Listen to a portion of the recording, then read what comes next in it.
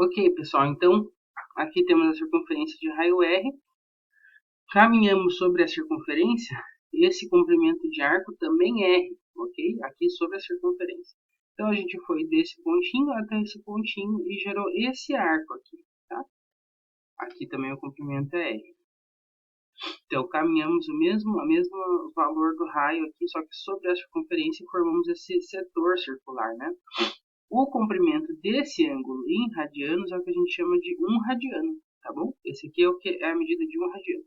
Caminhar sobre a circunferência de raio R, ok?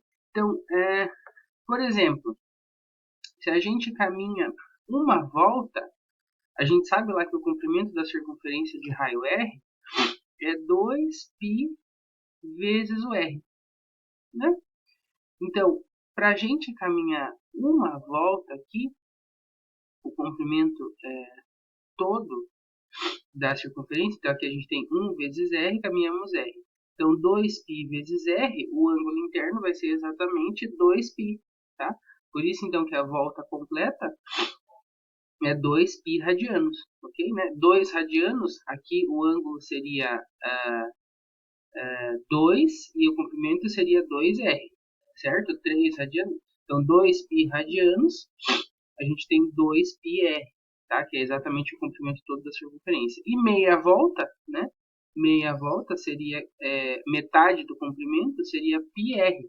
Portanto, o ângulo interno vai ser π radianos, tá bom? Então, π radianos é meia volta, corresponde aí ao comprimento de πr, aqui na comprimento de arco, e, portanto, ao ângulo de 180 graus.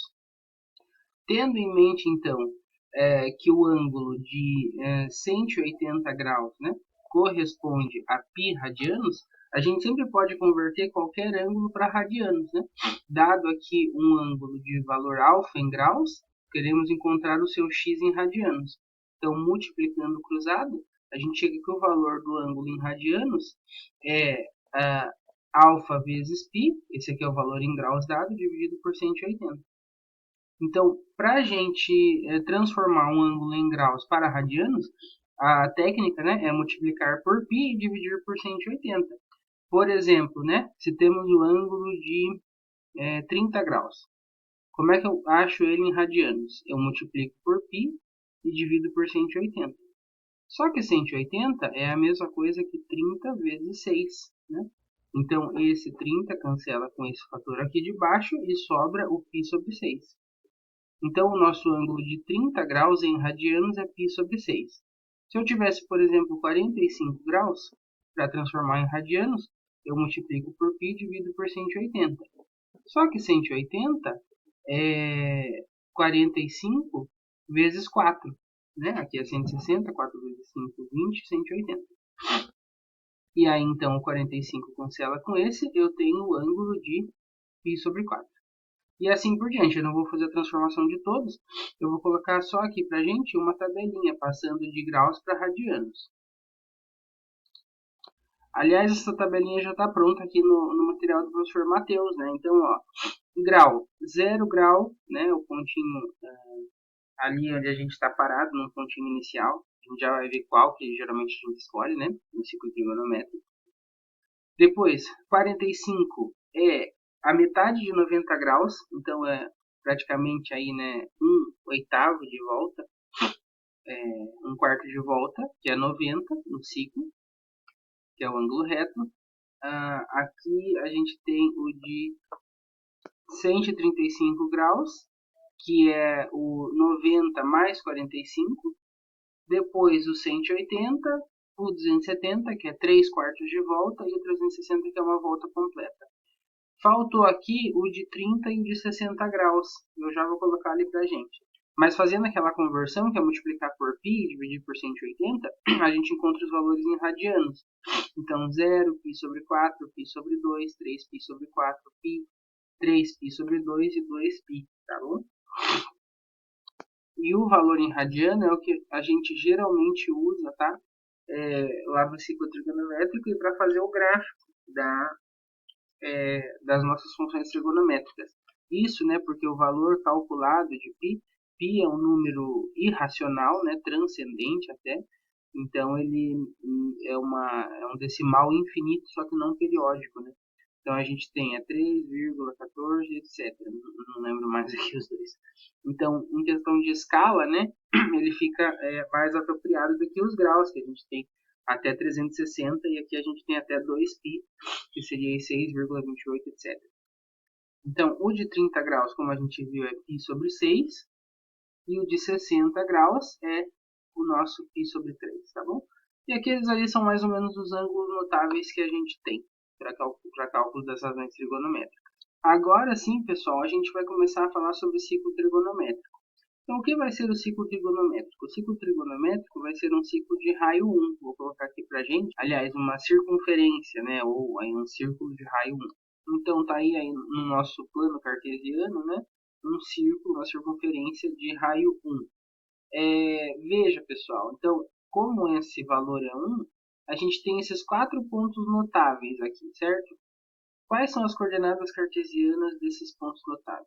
Então, aqui é o eixo das abscissas, é o eixo x, né, por enquanto, abscissas, e esse é o eixo y ordenados, e a gente já vai entender o que eles representam para cada ângulo. Então, aqui, o valor de x é 1 e o valor de y é 0. Aqui em cima é o contrário, o valor de x é 0 e o valor de y é 1, porque o raio é 1, né? Essa distância aqui é 1. Aqui o valor de x é negativo e o valor de y é 0, e aqui o valor de y é negativo, né? Está abaixo do eixo x e o valor de x é 0. Terminou esses 4 pontos notáveis. Além disso, pessoal, como o raio é 1, se a gente escolhe aqui um ângulo, deixa eu fazer um ângulo em azul, assim, ó. Se a gente anda aqui um ângulo de 1 radiano, isso quer dizer que a gente percorreu aqui o valor do raio, só que agora o nosso raio é 1, tá? Então, no ciclo trigonométrico, o valor do ângulo em radianos corresponde ao comprimento de arco, exatamente, tá? Então, da mesma forma, se aqui eu tenho um ângulo de valor alfa, quer dizer que eu percorro aqui o comprimento alfa, tá bom?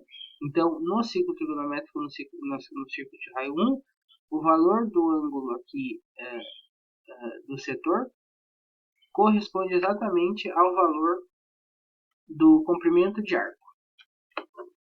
Além disso, pessoal, nós vamos convencionar que o sentido positivo da medida dos ângulos em radianos é o sentido anti-horário, e aí o sentido negativo é o sentido horário, tá, das ponteiras do relógio, esse é o negativo, onde os ângulos passam a ser medidos aqui a partir do eixo x, tá bom? Então, a partir do eixo x, medida positiva no sentido anti-horário, medida negativa no sentido horário. Vou escrever aqui pra gente. Beleza? Então, essa é a nossa convenção. A partir do eixo x, sentido anti-horário, as medidas positivas. A partir do eixo y, a partir do eixo x, sentido horário, medidas negativas. Então, por exemplo, se a gente quisesse o menos alfa, né?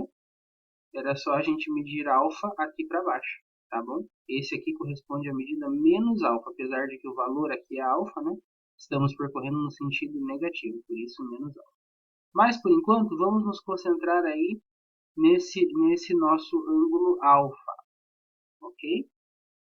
E aí, desse ângulo alfa, eu vou fazer as projeções no eixo das abscissas, projeções ortogonais, tá? Vou tentar fazer o mais ortogonal possível aqui. Deixa eu fazer as projeções. Então, ó, pessoal, dado aqui um ângulo alfa em radianos, né? Esse ângulo alfa determinou lá na nossa circunferência, no nosso ciclo, um pontinho B, que eu disse que tem coordenadas A e B, tá bom? E a gente vai descobrir quem são essas coordenadas A e B. Então, quem são A e B, né? Fazendo a projeção aí no eixo X, eu encontro exatamente a coordenada X, a abscissa do ponto. Então, o A é essa medida aqui, ó, né? É essa abscissa. E o B, né, faço a projeção no Y e encontro essa medida. Aqui corresponde exatamente ao B, né, que a gente tem. Então, é a medida desse lado. Okay? Então, o B é a medida desse lado aqui também, né? Esse lado aqui é a mesma que esse. Então, ó, nós temos um triângulo retângulo. E esse ângulo aqui é o alfa. Quem é o seno de alfa e o cosseno de alfa? Seno de alfa é o cateto oposto, que é o B, sobre a hipotenusa. Mas a hipotenusa é o raio do nosso círculo trigonométrico. O nosso raio é 1. Essa é a hipotenusa do triângulo retângulo. Então aqui é 1. Cosseno é o cateto adjacente, que é o A, sobre a nossa hipotenusa, que também é 1, certo? Então não precisa colocar B sobre B dividido por 1 é B, A dividido por 1 é A. Achamos então as coordenadas aí do nosso pontinho P. As coordenadas do pontinho P, aqui determinado pelo nosso ângulo alfa, são exatamente cosseno alfa, seno alfa. Então, no ciclo trigonométrico, toda vez que a gente toma um ângulo alfa, determina um ponto, as coordenadas são exatamente o cosseno e o seno, né? O valor do cosseno do ângulo é a projeção aqui no eixo x, e o valor do seno é a projeção no eixo y.